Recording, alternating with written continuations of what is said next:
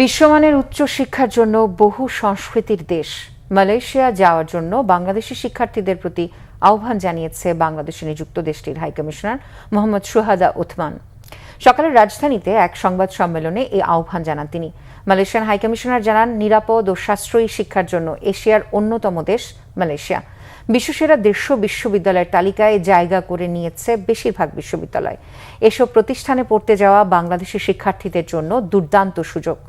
অনুষ্ঠানে educational Malaysia global সার্ভিসের দক্ষিণ এশিয়ার আঞ্চলিক ব্যবস্থাপক মঈনুদ্দিন আহমেদ খান জানান, তার দেশে বর্তমানে 9,000-এর বেশি বাংলাদেশি শিক্ষার্থী রয়েছে।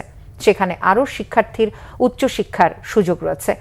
অনুষ্ঠানে আরিফ সাইদ জানান, মালয়েশিয়ার উচ্চশিক্ষা নিয়ে আগামী 18 থেকে 19 জুলাই ঢাকায়, 21 জুলাই খুলনায় এবং 24 জুলাই চট্টগ্রামে প্রদর্শনী চলবে।